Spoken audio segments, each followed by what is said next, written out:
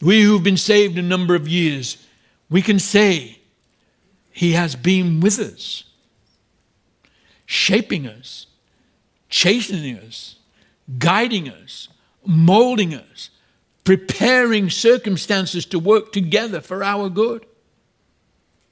Years ago, when I was on the road with Alwyn, when I used to travel from home, especially when we came to America, and we lived in England, we came to America, it was not easy being away from our families.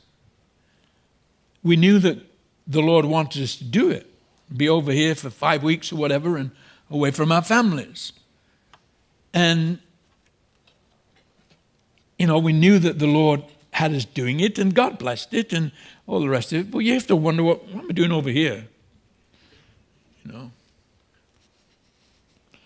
was one of those times when there was a group of young guys talking together, and one particular guy kind of seemed to be the leader, and he was telling them, expounding something to them, and he said, well, God will never ask you to do something that, you really don't want to do, or go somewhere, be somewhere you really don't want to be. He'll never ask you to do that. And I just said, well, what am I doing here then?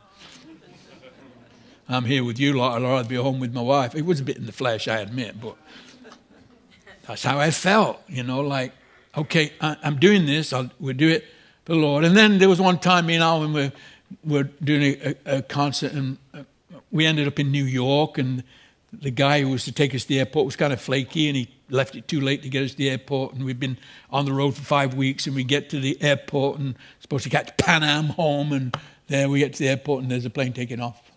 We had to wait another 8 hours in the airport, like, I want to get home, kind of a thing. It was not easy, but it was at that time I met up with some Calvary folks.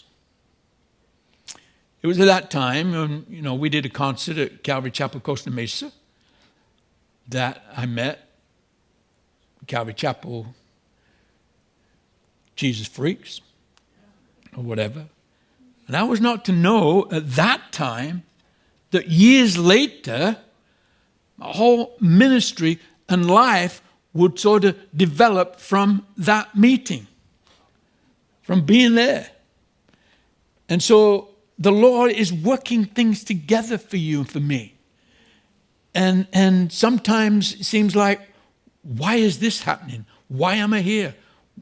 What is this all about? And yet, sort of, God has this master plan for you and for me. I remember hearing a story, somebody tell a story once, it's just like a tapestry. And it's beautiful on the front where God sees it. But if you've ever seen a tapestry on the back, it's a mess. If you don't put that on the wall, you don't hang this thing on the wall where it's all been sewn and tied around and threaded and all the jumbled up and stuff behind it. That's what we look at sometimes. We go, what is this mess? What's going on with my life? And I would think that Joseph probably had moments like that where he thought, what's happening, Lord? I certainly had times like that. But God's working. He never stops working on your behalf and in your life and in my life.